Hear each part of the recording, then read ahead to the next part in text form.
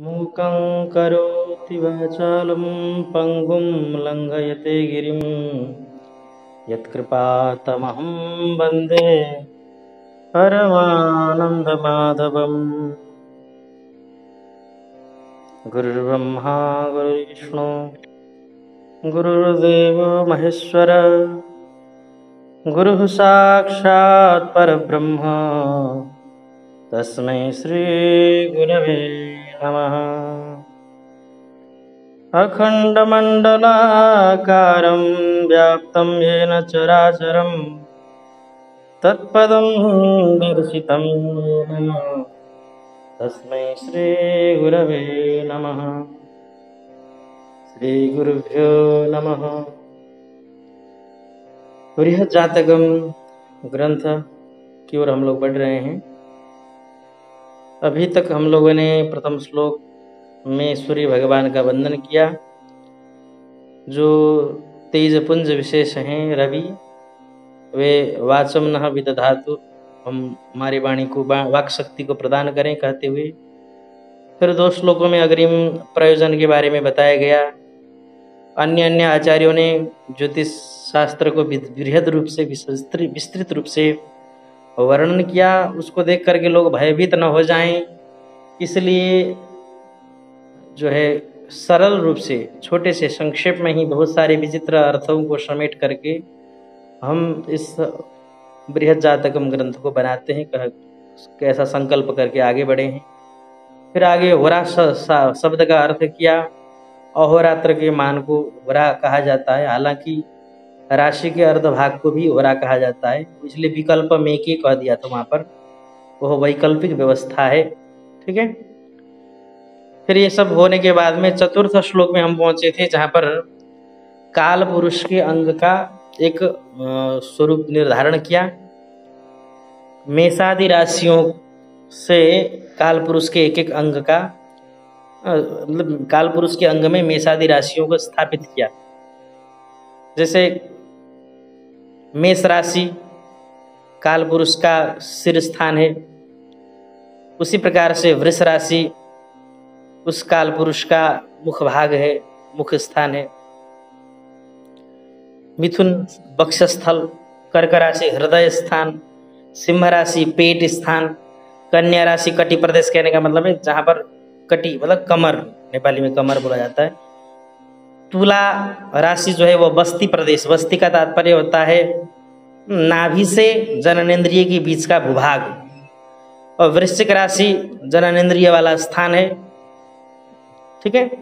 और धनु राशि जंघा घुटने से ऊपर और कमर से नीचे। मकर राशि घुटना है, कुंभ राशि जो है वह पिंडली का भाग है, पिंडोला जिसको बोलते हैं नेपाली में, और मीन राशि पैर है। तो ये जो काल पुरुष के अंग का विभाजन इसलिए किया गया कि इन राशियों में अगर कोई पाप ग्रह बैठ जाए तो उन्हें हानि पहुंचेगी। ठीक है। उन्होंने अंगों में क्या होगी, हानि पहुंचेगी। ठीक है। और अगर काल पुरुष के अंग में जैसे मेष राशि में शुभ ग्रह बैठा हुआ है, शुभ प्रभाव भी है, दृष्टि स्थिति इस प्रकार से, तो फिर मेष राशि को हमने सिर बताया, तो वह सिर, इसका मतलब सिर थोड़ा बड़ा टाइप का रहेगा, घुंघराले बाल भी हो सकते हैं। ठीक है ना, इस टाइप का करेगा, वो मंगल है ना, इसलिए अगर वहाँ पर पाप प्रभाव अगर आ गया तो उसमें कुछ खराबी भी दे सकता है, जल्दी से बाल पक जाना या जो भी हो। अगर सूर्य इत्यादि का भी स्थिति और बन जाए तो बाल झड़ जाना, ये सब चीज़ें। ठीक है ना, ये ध्यान रखना। यह जातक ग्रंथ है, बृहद जातकम जो है संस्कृत में MA लेवल का पढ़ाई है, MA लेवल में पढ़ाई होता है संस्कृत एस्ट्रोलॉजी में, जो एस्ट्रोलॉजी लेकर के पढ़ते हैं आचार्य के लेवल में ये आया हुआ है। बृहद जातकम ग्रंथ है, जातक ग्रंथ का एकदम बहुत अच्छा ग्रंथ है। अगर एक ही इस ग्रंथ को भी कोई बिल्कुल मनोयोग से अगर पढ़ लेता है आद्योपांत, तो वह व्यक्ति ज्योतिष के फलित शास्त्र में अच्छी तरह से निपुण हो सकता है। ठीक है। इसलिए ध्यानपूर्वक इसको मनोयोग से थोड़ा पढ़ना और ज़्यादा चिंतन करना। एक बात और ध्यान रखना, कम पढ़ोगे और ज़्यादा चिंतन करोगे तो इसका ज़्यादा और मिलेगा बेनिफिट। सुनाई नहीं दे रहा है क्या? कुछ कह रहे हो देवेंद्र? पूछो।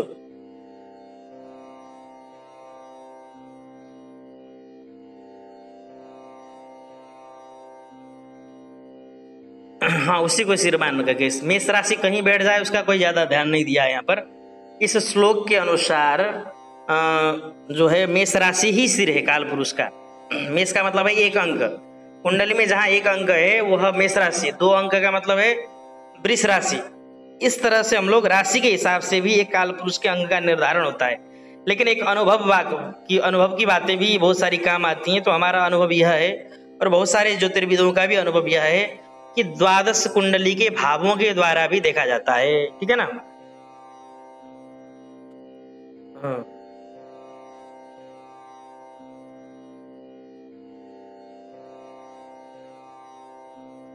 हाँ, भावादपि, ठीक है ना, भाव से भी।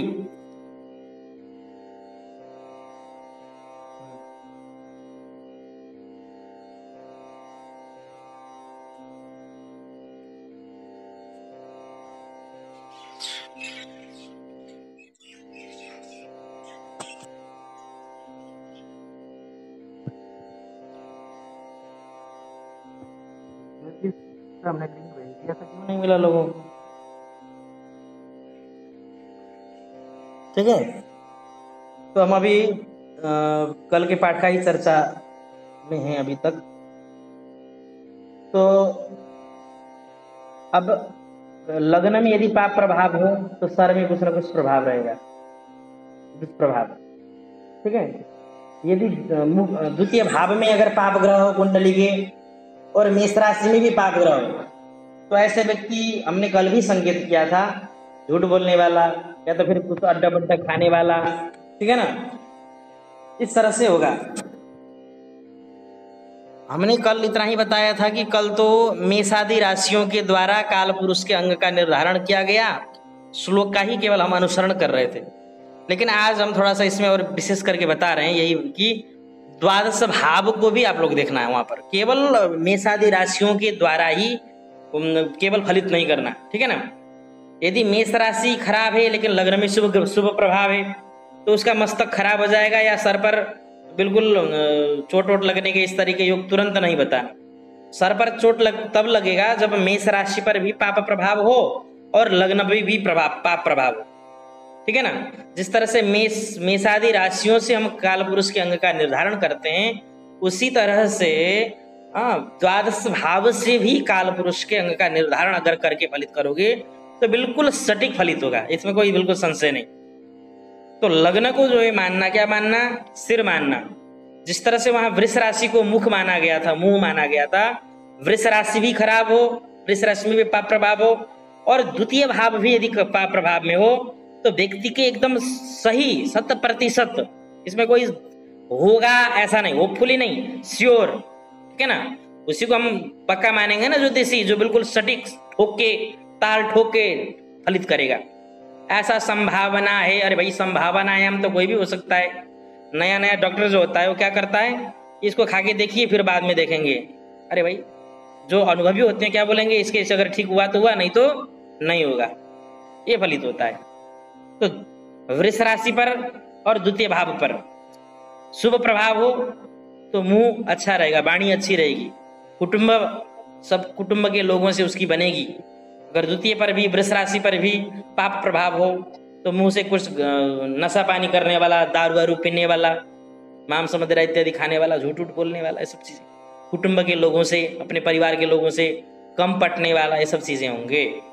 और मुंह में कोई कटफट का चिन्ह भी हो सकता है, कुछ बड़े पुंसी होकर के या कहीं कुछ इस तरह के रोग के कारण से मुंह टेढ़ा भी हो सकता है या उसके दांत खराब भी हो सकते हैं। ध्यान रखना है, द्वितीय भाव के साथ साथ अगर सूर्य भी अगर कुछ खराब होगा तो जरूर से उसका दांत खराब होगा, एकदम पक्का, पायरिया इत्यादि की समस्या, ठीक है ना। एक तो मुंह स्थान और दूसरा सूर्य जो है वो अस्थि का कारक है, हड्डी का कारक है। इसमें इसी ग्रंथ में आगे बताएंगे कि भाई कौन कौन से ग्रह किस किस धातुओं के कारक हैं हमारे शरीर के अंदर।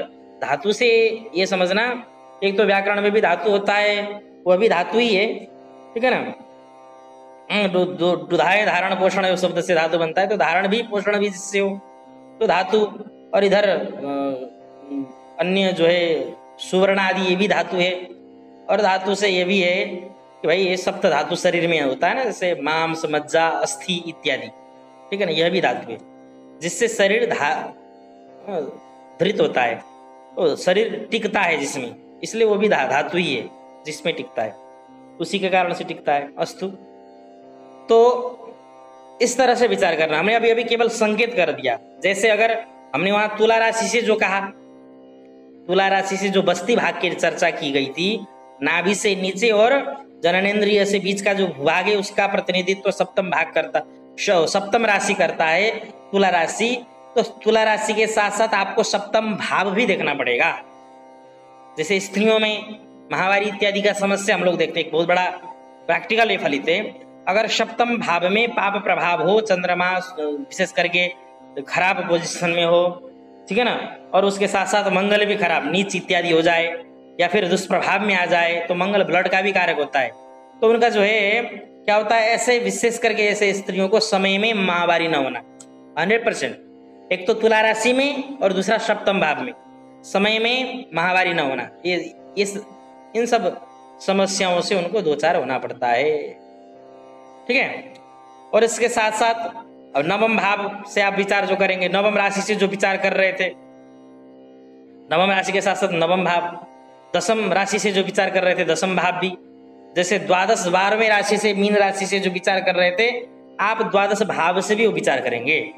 कहने का तात्पर्य है कि मीन राशि के साथ साथ 12वें भाव में भी पाप प्रभाव हो, तो ऐसे व्यक्ति को पैर के समस्या, किसी किसी का पैर बड़े छोटे होते हैं, किसी किसी का पैर जो है फ्रैक्चर हुआ रहता है, ठीक है ना, किसी किसी का अंगुली इत्यादि कम हो जाते हैं, इस तरह से। तो जिसके कुंडली में मीन राशि के साथ साथ, मीन राशि 12वें नंबर के राशि के साथ साथ द्वादश भाव भी यदि खराब पोजीशन में हो, खराब प्रभाव में हो, तो उसको पैर से संबंधित समस्या होगा। जैसे सिंह राशि को क्रोध पेट कहा गया था, तो सिंह राशि के साथ साथ पंचम भाव भी जिसका खराब होगा, कुंडली के 5वें नंबर का भाव, जिससे विद्या बुद्धि का विचार हम करते हैं, वह पेट स्थान है काल पुरुष का। तो वहां पर आपको अगर समस्या दिखाई, कुछ पेट का किसी को समस्या है कि नहीं यह देखना है, तो व्यक्ति के सिंह राशि को देखिए और पंचम भाव को देखिए। यदि सिंह राशि और पंचम भाव दोनों यदि पाप प्रभाव में हो, तो 100% ऐसे व्यक्ति को क्या होगा कि पेट संबंधी समस्या होगा। ये सब चीजें जो है चौथे नंबर के श्लोक से ही विचारणीय है, इसलिए हमने थोड़ा सा इसके अर्थ को हमने एक विशाल दायरे में फैलाया है, क्योंकि आपको यही समझना है। व्युत्पत्ति मात्रम पठनम नराणाम, हमारे गुरुजी कहा करते थे, व्युत्पत्ति पढ़ लेना चाहिए भाई, क्या किस टाइप से फलित चलता है, किस टाइप से आप फलित को निकाल पाएंगे, उसके करीब कैसे पहुंच करके आप सटीक फलित कर पाएंगे।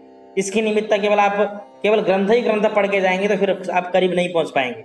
ग्रंथ ही ग्रंथ से तो आपको यही बताया गया कि भाई आप जो है सीधा सीधा मेष से सर को पकड़ो, वृष से मुंह को पकड़ो, इस तरह से आपको बताया जाएगा। लेकिन यहाँ पर हम कह रहे हैं कि भाई यहाँ द्वादश भाव को भी वहां पर आपको जोड़ना पड़ेगा, फिर बताना पड़ेगा फलित, तब जाकर के आप फलित के करीब पहुंचेंगे, ठीक है ना। तो आगे अब हम आगे चल रहे हैं 5वें नंबर के श्लोक में। यहाँ पर 12 राशियों के पर्यायवाचक नाम दिए गए, ध्यान रखना, 12 राशियों के पर्यायवाचक नाम दिए गए हैं। वह भी राशि के स्वरूप का निर्धारण करते हुए, राशि के स्वरूप को बताते हुए। यहाँ राशि के स्वरूप का जो बताना है, यह भी एक स्वयं में विज्ञान है, ध्यान रखना। जो भी राशियों का, अगर आपको किस राशि का व्यक्ति किस टाइप का होगा यह जानना है, तो उन राशियों में जो दिए गए चिन्ह है ना, उसका आकृति जो है ना, उसी का बढ़िया से डीप अध्ययन कर लीजिए, तो आपको उस राशि के जातक का स्वभाव मालूम पड़ जाएगा। जैसे कोई मीन राशि का है, तो मीन राशि में क्या है, मछली दोनों ओर मुंह किया हुआ रहता है, इधर भी मुंह मछली का रहता है, उधर भी मुंह, 2 मछलियां रहती हैं। इसका तात्पर्य है कि मीन राशि का जातक चंचल होता है, एक जगह स्थिरता से नहीं बैठ सकता है। मछली कभी बैठती है क्या? और दूसरी बात, वह मीन राशि का व्यक्ति किसी को जो है एक तरफा कभी नहीं हो सकता है, उधर भी सही रहेगा इधर भी सही रहेगा, नहीं समझे? ये मीन राशि की खासियत है, मतलब वो इधर भी उधर भी एकदम अपने आप को सुरक्षित रख करके आगे चलना चाहता है सभी मीन राशि। क्यों? मछली दोनों ओर 2 मछलियां हैं, एक ही मछली होती तो हम केवल इतना बोल सकते थे कि मीन राशि का जातक चंचल होता है, और लेकिन यहाँ 2 मछली है। इससे तात्पर्य है कि भाई मीन राशि का व्यक्ति एक तो अकेला नहीं बैठ सकता, कभी भी कोई ना कोई उसको चाहिए, किसी के साथ वो जुड़ा रहेगा अपने जीवन में, ठीक है ना भाई, बोलने के लिए या मित्रता के निमित्त या किसी भी प्रकार से। कहने का मतलब उसको इंगेज होना चाहिए, चाहे कहीं सत्संग के माध्यम से, चाहे अन्य जो है नाच गाने के माध्यम से, जो भी हो, भौतिक आध्यात्मिक किसी भी प्रकार से हो सकता है। एक हमने मीन राशि का एक डेमो बताया। हालांकि अब हम लोग इसी श्लोक की ओर बढ़ रहे हैं आगे। मत्स्यौ घटी नृमिथुनम सगदम सबीणम चापी नरो स्वजघनो मकरो मृगास्य तौली सस्य दहना प्लवगा च कन्या शेषा स्वनाम सदृशा स्वचराश्च सर्वे। खचरा होना चाहिए था, चलो स्वचराश्च सर्वे। चलो देखते हैं, अभी यहाँ पर टीका में हम जा रहे हैं, टिप्पणी में जो क्या लिखा था। स्वचराश्च सर्वे, स्वचरा ये स्वेषु स्थानेषु स्वेषु स्थानेषु चरंती स्वचरा, ठीक है, कोई दिक्कत नहीं। खचरा तो ग्रह होता है, ग्रह यहाँ पर राशि के निमित्त है, इसलिए कोई बात नहीं। तो कह रहे हैं कि यह 12 राशियां हैं और 12 राशियों में भी इन्होंने मत्स्यौ दे दिया। मीन राशि के लिए मत्स्यो 2 वचन दिया। इसका तात्पर्य है कि भाई मीन राशि अकेला नहीं है, 2 है। आप मीन राशि को देखिए, जैसे नहीं दिया रहता है मीन राशि का चिन्ह, नहीं दिया रहता है 12 राशियों की चिन्ह, आप नेट में भी सर्च कर सकते हो, 12 राशियों का चित्र। तो 12 राशियों के चित्र का यहाँ करिए अध्ययन। वहां मत्स्यों का तात्पर्य है कि मीन राशि में 2 मछलियां हैं, इसलिए कि भाई 2 मछलियां हैं। हाँ, एक तो दोनों पूंछ की ओर बैठी, एक के पूंछ की तरफ दूसरे का मुंह है, दूसरे के पूंछ की ओर उसका मुंह है। इसका मतलब है कि ऐसा व्यक्ति कहीं भी किसी भी माहौल में तुरंत अपने आप को ढालने में समर्थ होता है। विषम से विषम और विकट से विकट परिस्थितियों में भी ऐसा व्यक्ति सामंजस्य बैठाने में माहिर होता है। क्यों? बिल्कुल अपोजिट साइड में भी उसका मुंह है ना, इधर भी मुंह है उधर भी मुंह है। कहने का मतलब इधर भी फिट हो सकता है। अगर मान लो आध्यात्मिक जगत में चला गया तो वहां भी फिट परम, अगर भौतिक में आ गया तो वहां पर भी परम उसी प्रकार का बन जाए। कहने का मतलब कहीं भी अपने आप को तालमेल बैठाने में माहिर होता है। मीन राशि मत्स्यो मत्स्य द्वयम अन्योन्यम पुच्छाभिमुखम, दोनों पुच्छाभिमुख होकर के बैठे हुए रहते हैं, ठीक है। आगे घटी दिया है, ये तो मीन राशि का अभी हमने अध्ययन किया। और घटी कहा, घटी कहने का मतलब ये है कि जो कुंभ राशि है उसमें घड़ा रहता है। घटी का मतलब यहां घटी इसलिए दिया कि भाई घटवान, घटी से तात्पर्य केवल घड़ा नहीं रहता है, यहां घड़ा लिए हुए, ठीक है ना। ऐसा मतलब कोई जैसे कंधे पर अपना घड़ा रखा हुआ है, कंधे पर रखा हुआ घड़े की तरह, ऐसा कोई पुरुष विशेष कंधे पर घड़ा लेकर के खड़ा है, इस टाइप का घड़ा है। वहां पर पुरुष भी पूरा नहीं दिखता है, किंतु कंधे पर उस घड़े को रखा हुआ इस टाइप का पुरुष है, इसलिए घटी कहा। इसका तात्पर्य कि भाई मुंह छोटा रहता है, लेकिन घड़े में तो पानी बड़ा विशाल बृहद फैला रहता है कि नहीं। कहने का तात्पर्य कि ऐसा व्यक्ति बड़े से बड़े चीजों को भी अपने अंदर पचा सकता है, हाल को भी पचा सकता है, बहुत सारी चीजें, आपके गुप्त संभाषण को भी गुप्त रखने में माहिर हो सकता है सब, समझे कि नहीं। घटी का मतलब है कुंभ, अर्थात स्कंधासक्त रिक्त घटधारी पुरुष कुंभ। इससे क्या निकलता है, वही पुरुष जो है रिक्त घटधारी, रिक्त घट को अपने आप में धारण किया हुआ पुरुष है।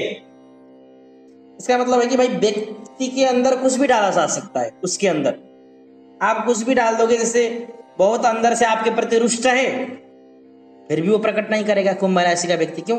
गड़ा है ना, अंदर हलाल भरा हुआ है कि अमृत भरा हुआ है, मतलब वो आपको आपके सामने प्रकट नहीं करेगा कि वो खुश है कि गुस्से में है। समझ में आया कि नहीं? उस चिन्ह से ही आपको मालूम पड़ जाएगा। इसलिए राशि का बिल्कुल डीप अध्ययन होना चाहिए। कुंभ राशि घटी है का मतलब है, घटी का मतलब है घट को धारण किया हुआ, घट को लिया हुआ आदमी है। तो वहां घट रिक्त घट है, भरा हुआ नहीं है, इसलिए कुछ भी उसके अंदर डाला जा सकता है, कुछ भी उसको बताया जा सकता है। और वह व्यक्ति अगर आपके साथ प्रसन्नता से बोल रहा है तो आप खुश मत होइए कि वो आपके साथ प्रसन्न नहीं है। कोई गुस्से से बोल रहा है तो मत समझिए कि वो गुस्से में ही है, उसके अंदर क्या है क्या नहीं है पता नहीं चलेगा। ठीक है ना। इसलिए घटी नृ मिथुनम दो मनुष्य के जोड़े का चिन्ह है मिथुन राशि में। एक बात और, घटी जो दिया है वो स्थिर राशि है। चर राशि, स्थिर राशि और द्विस्वभाव राशि होता है। मीन तो द्विस्वभाव राशि है, इसलिए जल्दी निर्णय नहीं कर पाता है, उसके अंदर निर्णय करने की क्षमता नहीं रहता। किंतु घट राशि जो है, घट कुंभ है, स्थिर है, तो वह स्थिरता पूर्वक किसी भी कार्य को अंजाम देने में जो है विश्वास करता है और उसको दे सकता है। घटी हो गया, उस राशि से हमने समझा।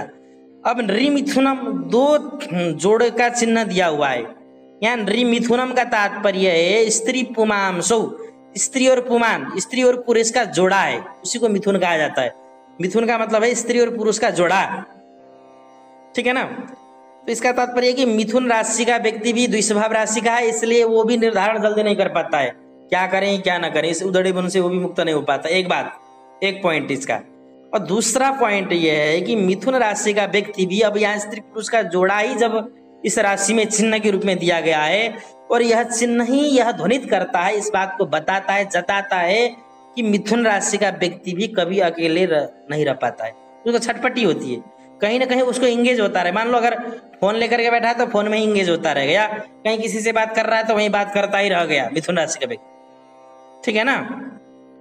तो वो भी कुछ कुछ इस मामले में मीन राशि के साम्यता के साथ साथ जुड़ा हुआ प्रतीत होता है। किंतु मत्स्य और मिथुन में थोड़ा सा यह अंतर है कि मिथुन राशि का व्यक्ति जहां शांत प्रकृति का और थोड़ा सा स्थिरता से कार्य करने में विश्वास करता है, हालांकि द्विस्वभाव है होने के बावजूद भी, किंतु मीन राशि थोड़ा सा चंचल टाइप का होता है। ठीक है ना। आप इतने से केवल राशि का स्टडी भी अगर ढंग से ज्ञान कर लेंगे ना तो आप जो है एक साइकोलॉजिकल आपको ज्ञान हो जाएगा। साइकोलॉजिकल आप ज्ञान करके उसको व्यक्ति को अमुक राशि का है कहते आप तुरंत फलित करने में सक्षम हो जाएंगे। ठीक है ना। 50% फलित आप ऐसे ही कर देंगे केवल। तो नृ मिथुनम का मतलब है जो है स्त्री पुरुष का यहां भी जोड़ा है, ऐसा व्यक्ति भी एक साथ नहीं बैठ सकता। और बात, सगदम आगे आया। सगदम का मतलब है सवीणम। वह जो नृ मिथुनम जो है इसी के विशेषण है दोनों, सगदम और सबीणम। पुरुष तो जो है वह स्त्री और पुरुष जो है ये दोनों के दोनों सगदम और सबीणम है। कहने का मतलब है व्यक्ति जो पुरुष है वह तो हाथ में गदा धारण किया हुआ है और नारी जो है उसके साथ साथ वह वीणा धारण की हुई है। इसका यह तात्पर्य है कि व्यक्ति कभी भी बहुत कठोर भी बन सकता है। कठोर गदा है ना, तो वो बिल्कुल शासन तंत्र में अगर चला जाए तो व्यक्ति शासन करने में भी सक्षम होता है। कठोर बन करके वो नियम का अनुसरण करके दूसरे को पालन करने में विश्वास करता है, खुद से भी नियम करता है और दूसरे को भी नियम करवाता है। ठीक है ना। वो उस टाइप का भी बन सकता है। और दूसरी बात, सवीणम है, अगर मान लो कला के क्षेत्र में चला जाए तो उस व्यक्ति से बड़ा जो है कलाकार कोई नहीं हो सकता। तुरंत अपने कला के द्वारा किसी को भी, अपने स्वभाव के द्वारा, अपने गुणों के द्वारा किसी को भी हठात आकर्षण करने में, आकर्षित करने में समर्थ होता है। सवीणम और सगदम, इसका तात्पर्य है कि कठोर से कठोर भी बन सकता है व्यक्ति और नरम से अति नरम भी बन सकता है व्यक्ति। कहने का मतलब करुणता में भी करुणता उसका भरा रहता है, बहुत अत्यधिक करुण भी होगा और अत्यधिक जो है कठोर बन करके अपने नीति अनुसरण करके जो है उसमें भी आगे बढ़ सकता है व्यक्ति। सगदम सबीणम। ठीक है ना। सगद और सबीण ऐसे नृ मिथुन हैं, मिथुन राशि का चिन्ह है, ध्यान रखना। आप अब अगर फिर से मिथुन राशि को देखोगे डीपली, वहां पर देखो तो वो पुरुष और स्त्री के जोड़ा तो हम लोग देखते हैं, लेकिन स्त्री के हाथ में वीणा हमको नहीं दिखाई देता है, पुरुष के हाथ में गदा धारण किया हुआ, हथियार धारण किया हुआ है, नहीं दिखाई दे सकता है, नहीं दिखाई देता हमको। लेकिन अब पढ़ करके अब देखेंगे तो हमको दिखाई देगा, क्योंकि हम जान चुके हैं। अब आगे, चापी उठहु राम भंजहु भव चापा। एक तो चाँप के खाना, तो चाँप का सीधा सीधा बनारस में चाँप का मतलब है चाँप के खाना, बहुत ज्यादा अत्यधिक अर्थ में भी चाँप इस तरह से प्रयोग करते हैं। लेकिन चापम सारंगम मुरारेस्तु अमरकोश में आया, चाप कहते हैं धनुष को, चाप कहते हैं धनुष को। यहाँ पर चापी शब्द दिया है अर्थात चापवान। आप धनु राशि को देखिए, धनु राशि में क्या है कि धनुर्धारी व्यक्ति भी वहां पर साथ में, लेकिन ध्यान रखना वहां नरो स्वजघनो, ये बड़ा अच्छा पॉइंट है, नरो और अश्वजघनो। ऊपर से तो मनुष्य है कमर तक, ध्यान रखना कटी प्रदेश तक, जैसे उसके हाथ, सर और वक्षस्थल, ये सब पेट, यहां तक तो मनुष्य है, किंतु नीचे जो है वह क्या है, अश्वजघन, अश्व है नीचे, मतलब सिर के जगह पर तो मनुष्य है, हाथ में धनुष बाण लिया हुआ, किंतु शरीर के नीचे के जो भाग है उसमें क्या है, वहां पर अश्व है, घोड़ा है, कहने का तात्पर्य है। और दूसरी बात, लक्ष्य को भेदता हुआ घोड़ा है, लक्ष्य की ओर अग्रसरित होता हुआ मानव है, वहां पर बाण को खींच रहा है। इसका तात्पर्य हुआ धनुराशि का व्यक्ति अपने लक्ष्य की ओर कटिबद्ध रहते हैं, तो किसी से बोलते भी हैं, हंसते भी हैं, या कुछ भी करते हैं व्यवहार, तो वो अपने फायदे के लिए ज्यादा करते हैं, ध्यान रखना। खुश मत होइए धनुराशि के व्यक्ति से कि भाई हमसे ज्यादा लगाव कर रहा है, आपसे प्रयोजन है जब तक तब तक खूब लगाव रहेगा, जहां प्रयोजन खत्म तो वहां व्यवहार करेगा, किंतु उतना ज्यादा लगाव दे करके नहीं। हाँ, भविष्य में कदाचित काम आ सकते हैं आप, तो वहां पर अगर काम नहीं आ सकते हैं तो आपके प्रति वो तुरंत उदासीन हो जाएगा, ठीक है ना। इस तरह से मिथुन राशि का व्यक्ति होता है। दूसरी बात, मिथुन राशि भी द्विस्वभाव राशि है, तो द्विस्वभाव राशि होने के कारण से ऐसे व्यक्ति भी झटिति तुरंत किसी निर्णय को नहीं कर पाते हैं, ठीक है। और दूसरी बात, ऊपर से तो मनुष्य है और पीछे से पशु है, चतुष्पाद है, 4 पैर वाला है और घोड़ा है। कहने का तात्पर्य है कि भाई ऐसे व्यक्ति भाग्यमानी से भी ज्यादा अत्यधिक पुरुषार्थी होते हैं। कदाचित कहीं कहीं पर पुरुषार्थी नहीं भी होते हैं, जो पुरुषार्थी नहीं होते हैं वो लोग ज्यादा फिर भाग्य पर डिपेंड रहते हैं, ठीक है ना, थोड़ा सा आलस प्रवृत्ति के होते हैं। कभी कभी अश्व भी आलस कर जाता है, इसलिए उस हिसाब से घटाना पड़ेगा यहाँ पर। तो अश्वजघन और मकरो मृगास्य, ये चापी भी हो गया।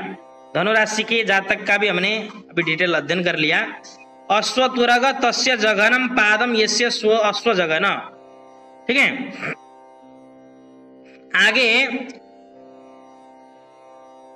मकरो मृगास्य, मकर राशि के चिन्ह को आप देखो तो मकर राशि में पूरा मगरमच्छ दिखाई देता आपको।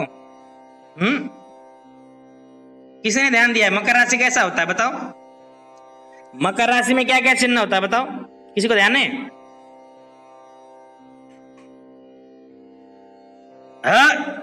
मृगास्य उसका अलग नाम है, इसलिए कहीं कहीं पर मृग भी शब्द आया है। मृग शब्द यदि नक्षत्र के लिए आया है तो मृगशिरा के लिए आया है, यदि राशि के लिए अगर आया है तो वह मकर राशि के लिए आया है। क्यों? क्योंकि मृग का केवल मुंह रहता है, बाकी शरीर मगरमच्छ का रहता है। आप उल्टा बोल रहे हैं वहां पर, ठीक है ना।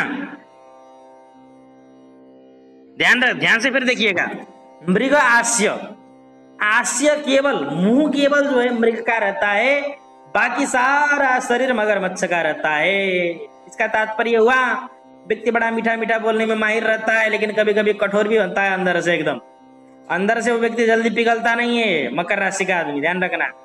और दूसरी बात, सर राशि है ना, तो कभी स्थिरता से जो है कम ही बैठता है, और जो भी होता है फट से निर्णय कर लेता है, या इधर या उधर जो भी हो, ठीक है ना। सर राशि दूर दूर घूमने में सब में थोड़ा सा उसको अच्छा लगता है। जल में स्थल में दोनों जगह समान रूप से रहता है मकर, इसलिए हर एक परिस्थिति में वह अनुकूल रहना और अपने आप को फिट बैठाना जानता भी है। किंतु मृगास्य है तो उसका बोली वचन जो भी हो थोड़ा सा सॉफ्ट टाइप का ही रहता है, ठीक है। ज्यादा जल्दी अपने आप को, उस अपने कठोरता को, अपने अंदर बहुत गुस्सा भी हो, एकदम भरा हुआ भी हो, जल्दी से वो हंसी मजाक में भले प्रकट कर दे या जो भी हो, उसको जल्दी से फेंकता नहीं है बाहर की तरफ कि भाई हम इतने जो है अंदर से जले हुए हैं, किसी के प्रति आक्रामक इतने हैं, हम इतने डेंजरस हैं, फिर भी वो अपने को ज्यादा प्रकटित नहीं करता है, ठीक है ना। तो मृगास से बहुत सॉफ्ट, एकदम सॉफ्ट नेचर रखता है बाहर से, भीतर से कितना भी जो भी हो, जो भी भरा हुआ हो, जैसे हम मान लो दुख में है, कष्ट में, उसको भी नहीं प्रकट करेगा, बाहर से बिल्कुल लगेगा कि बहुत फिटनेस है व्यक्ति, बहुत एकदम सुख में है, आनंद में है, जैसे अंदर से रोया भी रहेगा तो बाहर से हंसेगा, ठीक है ना। तो इस टाइप का मकर राशि का जातक होता है। क्यों? क्योंकि मृगास्य, मुंह केवल मृग का है, और थोड़ा सा वाणी में कुछ चपलता भी हो सकता है, मुंह है ना, मृग है ना, मृग थोड़ा सा चपर चपर रहता है, ठीक है, तो वाणी में कुछ सफलता हो सकता है, इस तरह का हो सकता है मकर राशि का जातक। आगे हम विचार कर रहे हैं तौली। तौली ससस्य दहना प्लवगा च कन्या। तौली का मतलब तुला राशि। तुला राशि के लिए यहाँ तौली शब्द प्रयोग किया, तो तौली का मतलब है कि भाई तुला विद्यमान, तुलह मतलब तुला जिसके हाथ में है उसको बोलेंगे तुला, जिसको जो धारण किया उसको बोलेंगे तुला, अर्थात तुलाधारी पुरुष, ठीक है ना, तराजू को धारण किया हुआ पुरुष। तो यहाँ तौली का मतलब है कि तुला को धारण किया हुआ पुरुष। वहां केवल तराजू केवल नहीं रखा रहता, उसके साथ हाथ भी रहता है, ध्यान रखना। इसका तात्पर्य हुआ तुला राशि का जातक हर किसी को तौलने में माहिर होता है। जैसे मान लो कुछ आ गया उसके सामने, ये अच्छा है, ये अच्छा है, या ये किस टाइप का आदमी, थोड़ा इसके अंदर घुस के देखें, आपसे बोलेगा भी ना तो आपके अंदर की चीजों को जानने के लिए ये कितने पानी में जरा देखते हैं इनके सामर्थ्य को, ठीक है ना। इस चीज को जानने के निमित्त तो वो आपसे जुड़ेगा। इसलिए तुला राशि के व्यक्ति थोड़े से चतुर भी होते हैं, ध्यान रखना, बुद्धिमान भी होता है।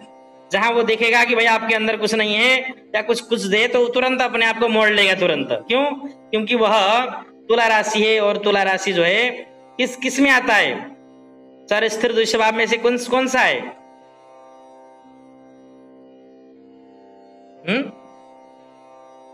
सर है, जैसे मीन से जाओ, तो सॉरी मेष से जाओ, मेष से प्रारंभ करना, चार स्थिर द्विस्वभाव, चार स्थिर द्विस्वभाव, चार स्थिर द्विस्वभाव, चार स्थिर द्विस्वभाव, 4 राउंडिंग कर दो, हो जाएगा। तो 1 2 3, फिर 3 4 5, फिर 5 6 7, इस तरह से, तो 4 स्थिर द्विस्वभाव इस तरह से जाएगा, ठीक है ना। ओह 7 8 9 जाएगा, सॉरी, और 10 11 12 इस तरह से जाएगा। तो तौली का मतलब है तुला धारण किया हुआ पुरुष भी है, और वहां तराजू भी है। तो तौलने में और निर्णय करने में और कहीं में इन होने में, कहीं आउट होने में, अपने व्यवहार में कुशल होते हैं ऐसे व्यक्ति, ध्यान रखना, व्यवहार में बहुत कुशल रहेंगे।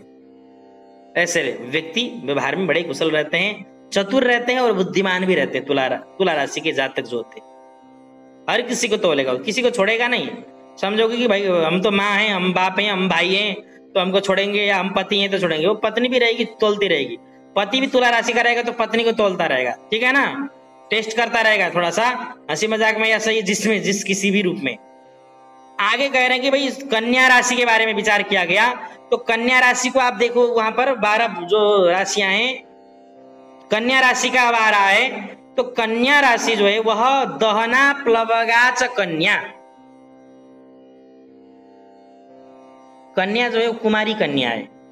वहां चित्र ही आप देखोगे, 12 जो राशियों के चित्र बने रहते हैं, तो वहां कुमारी कन्या है। वह भी कैसी है? तो कह रहे प्लवगा, प्लव नौका, ठीक है ना, नौका में बैठी हुई, नाव में बैठी हुई। और ससस्य दहना का, ससस्य दहना, अग्नि भी ली हुई है और सस्य धान्य भी ली हुई है, ठीक है ना। ससस्य और दहना, अग्नि और धान्य दोनों, मतलब हाथ में अन्न भी है उसके और अग्नि भी है। इसका मतलब है कि भाई प्रसन्न हो जाए तो अन्नादि के द्वारा, इसका मतलब भरण पोषण करने में भी वो समर्थ रहती है, रहता है। पुरुष भी हो चाहे स्त्री भी हो, अन्नादि से सबसे वो संतुष्ट कर सकता है किसी को भी, अगर प्रसन्न हो जाए तो। अगर हाँ गुस्सा हो गया या प्रतिकूल हो जाए तो व्यक्ति फिर सीधा आग का अंगार फेंकेगा सीधा सीधा, ठीक है ना। कन्या रहेगी। एक बात और ध्यान देना, यहाँ कन्या राशि का जो व्यक्ति होता है ना, बोलने में बड़ा माहिर होता है, किसी को भी तुरंत बोलेगा पट से 5 मिनट में पटा लेगा। और ऐसे व्यक्ति से अगर वाद विवाद में पड़ जाओ ना तो जल्दी जो है हार नहीं मानते हैं ऐसे व्यक्ति। एक बात और दूसरी बात, यह कन्या राशि का व्यक्ति भी जल्दी से अकेले नहीं रहता। हालांकि कन्या राशि अकेली है, वहां पर अपनी मस्ती में रहेगा तो अकेले भी रह सकता, किंतु प्लवगा है, वो बिल्कुल नौका में बैठी हुई है। दूसरी बात, अपने आप को हमेशा सेफ मोड में रखेगा ऐसा व्यक्ति, ठीक है ना। भले किसी को भी आगे कर देगा, जो भी करेगा, अपने आप को हमेशा सेफ मोड में रखेगा ऐसा व्यक्ति। और पुरुष भी रहेगा तो थोड़ा सा स्त्रीयोचित स्वभाव रहेगा। स्त्री का कन्या राशि होना अच्छा है, पुरुष का ज्यादा अच्छा नहीं है। किंतु ऐसा व्यक्ति बोलने में, तर्क करने में, ठीक है ना, ये सब में माहिर रहता है ऐसा व्यक्ति, शास्त्रार्थ इत्यादि करने में, ठीक है ना। अगर वक्ता बनने में, कहीं टीचर विचर करने, टीचिंग विचिंग करने में, तो इसलिए कन्या राशि का ऐसा स्वभाव होता है, जल्दी किसी तुरंत निर्धारण नहीं कर पाता है। अरे वो भी ठीक ही था, ये भी ठीक ही है, इस तरह से उदाहरण उसको भी, क्योंकि वो भी द्वि स्वभाव राशि है, 2 स्वभाव लिया हुआ राशि है। तो दूसरी बात, अन्न और सस्य को दोनों को हाथ में धारण की हुई कन्या है, तो इसका मतलब है भरण पोषण अपने परिवार के प्रति ये जिम्मेदार होता है ऐसे व्यक्ति, परिवार के प्रति अपने, या भाई अगर पति है तो पत्नी के प्रति और बच्चों के प्रति, पत्नी है तो पति के प्रति और बच्चों के प्रति, ठीक है ना। थोड़े से सरस मिजाज के भी होते हैं, ठीक है। तो कन्या है तो छुई मुई सी रहेगी हमेशा, ठीक है ना। पुरुष भी रहेगा, कहने का मतलब है भाई हृदय से ना बच्चे के टाइप का रहेगा, हृदय से। अगर छोटा भी चीज कुछ हो जाए तो जल्दी से प्रसन्न हो जाना, और अगर कुछ छोटा भी चीज उसके अगेंस्ट में हो जाए तो जल्दी से रोना या अंदर से एकदम दुखी हो जाना या उससे छुटकारा पाने जैसी स्थिति में पहुंच जाना, ऐसे व्यक्ति के ये स्वभाव में रहेगा। क्यों? कन्या है तो कन्या छोटी सी ना होती है, तो कन्या है तो भाई छोटी सी रहती है, छुई मुई सी रहती है, हमेशा 5 साल की बच्ची रहती है, तो हृदय से इसी टाइप का रहेगा, ध्यान रखना। और हृदय से शुद्ध भी रहते हैं, उसके निमित्त तो आगे कुंडली भी देखना पड़ेगा। तो ये कन्या राशि का विवरण हो गया। और आगे कह रहे हैं कि भाई शेषा स्वनाम सदृशा स्वचरा सर्वे, बाकी जितने भी राशि बचे हुए हैं, अन्य अन्य राशियां अपने अपने नाम के सदृश फल देने वाले होंगे। कौन कौन हो गया? मीन हो गया, कुंभ हो गया, मिथुन हो गया, और धनु हो गया, मकर हो गया, और तुला हो गया, और कन्या हो गया। अब बच गए 5 राशि। कौन कौन बच गया? 5 राशि। एक मेष बच गया। मेष का मतलब होता है भेड़, मेढ। मेष बच गया ना, भेड़, भेड़ा बोलते हैं नेपाली में। भेड़ो कैसे होता है? वो भेड़ों की तरह ही रहता है मेष राशि का जातक, सर राशि का भी है। तो बिल्कुल अगर एक तरफ रख गया तो लग गया भैया, चाहिए तो चाहिए और नहीं चाहिए तो नहीं चाहिए, लो भैया, भेड़ टाइप का मेष राशि, ठीक है। मेष राशि का मेषा ही बना हुआ था, इसलिए कहा शेषा अन्य के लिए नहीं दिया, क्योंकि अन्य जो राशि है वो अपने नाम के सदृश उनके आकृति रहते हैं। वहां पर आप देखिए मेष राशि में भेड़ का ही चिन्ह रहेगा, ठीक है। और वृष राशि में बेल ही रहेगा, बेल की तरह स्वभाव। बेल में जो भी स्वभाव, सूरता, वीरता, ये भी ध्यान रखना। ये वृष राशि का व्यक्ति किसी भी, भाई बेल तो बोझ भी तो ढोता है, तो अपने कर्तव्य अगर उसको आ पड़ा तो उसको जिम्मेदारी को उठा करके चलने की ताकत भी रखता है, ठीक है ना। भी वृष राशि का स्वभाव। और बाकी मिथुन राशि का तो बताया जा चुका है। और कर्क राशि केकड़ा, मतलब गंगटो बोलते हैं नेपाली में। कर्क राशि का स्वभाव ऐसा ही होता है। तो कर्क राशि का मतलब है अगर उसको छेड़ो नहीं, कुछ नहीं करो तो अपने रास्ते में चलता रहेगा। अगर उसको कुछ प्रतिकूल हो गया तो कट से पकड़ लेता है एकदम।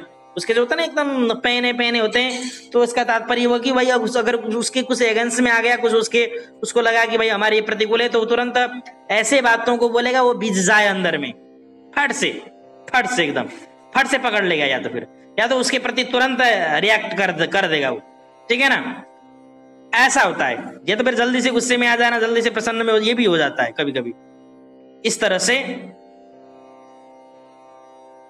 कर्क राशि का ये स्वभाव। और बाकी सिंह राशि में सिंह का ही चिन्ह दिया रहता है। पहाड़ों में, कंदराओं में, ये सब में एकांत में भ्रमण करने में ज्यादा विश्वास रखता है, अपने में मस्त रहता है। बाकी शत्रुओं के प्रति आक्रामक रहना, स्थिरता रहना, ठीक है ना, ये सब चीजें सिंह राशि के। एक बात और ध्यान रखना, सिंह राशि जल्दी किसी से दबता नहीं है, ध्यान रखना। सिंह राशि सब राशियों को दबाने में समर्थशाली होता है। ऐसे व्यक्ति को अगर नमो नमो करो तो जल्दी कुछ भी काम कर देगा, करो, डांट डपट के करोगे, कहोगे तो पलट के नहीं देगा, उल्टा उस आप पर हावी हो जाएगा। सिंह राशि के व्यक्ति को आप जो है अपने बस में कर लें और काम करा लें, ये थोड़ा सा टेढ़ी खीर है। ठीक है, आगे हम चलते हैं। कन्या राशि का हो चुका है और तुला राशि का भी हो चुका है। कन्या तुला हो गया। वृश्चिक राशि के पर हम आते हैं। अब वृश्चिक राशि ही एक ऐसा राशि है जो सिंह राशि के व्यक्ति को थोड़ा सा कवर कर सकता है। क्यों? बिच्छू अगर पहुंच जाए शेर के मुंह में या उसके नथुने में तो उसको तुरंत बिल्कुल बैठा सकता है। ठीक है ना, इसलिए हमने ये पढ़ा भी था पहले पूर्व के ग्रंथ में कि भाई किसमें पढ़ा था हमने भाई, अन्य सब राशियां सर्वे सब, ये शायद उसी में आया है, बृहद बकड़ा में आया है शायद। सब बिनालिम अलिम अली कहते हैं वृश्चिक राशि को छोड़ करके शेष सब राशियां सिंहस्य बसे भवंती, सिंह के बस में होते हैं, सिंह राशि के बस में होते हैं वो अली, अर्थात वृश्चिक राशि को छोड़ करके। वृश्चिक राशि थोड़ा सा सब पर भारी रहता है। ऐसा वृश्चिक राशि जो निर्णय कर लेता है बिच्छू की तरह, थोड़ा सा आगे आगे धीरे बढ़ेगा, अगर कुछ दिखाई दिए उसके अगेंस्ट में तो थोड़ा बैक हो जाएगा, आपको लगेगा कि ये पीछे हट गया, लेकिन वो तब तक आपके असावधान होते ही या फिर तुरंत आप पर प्रहार भी करेगा। इसलिए वृश्चिक राशि वाले से थोड़ा सा सावधान भी रहना, और जल्दी मन खराब भी करते हैं वृश्चिक राशि वाले। थोड़ा सा चंद्रमा उनका डिम रहता है, डाउन में रहता है, इसलिए थोड़ा सा मानसिक रूप से थोड़े से जल्दी से सैड हो जाना, सैडी टाइप के ऐसे। ठीक है ना, हाँ, अलोनली टाइप के जल्दी से फील कर लेना, लोनली की अलोनली क्या बोलते हैं जो भी हो। ठीक है ना, ऐसा फील करने वाले जल्दी होते हैं वृश्चिक राशि के जातक। आगे हम बढ़ते हैं। धनु राशि का हो चुका है, मकर का भी हो चुका है, कुंभ का भी हो चुका है, मीन का भी शायद हो चुका है। तो इतने ही 12 राशियों के विवरण यहाँ पर समाप्त होता है और आज का पाठ शायद हम यहीं पर रखेंगे। अब स्वचराश्च सर्वे, स्वे अपने अपने भागों में सबके सब चरते हैं, अपने अपने भागों में विचरण करते हैं, अपने अपने स्वभाव के अनुसार रहते हैं। इसका मतलब है शेषा अर्थात शेष जो राशियां हैं वे स्वनाम सदृश होते हैं, और स्वचराह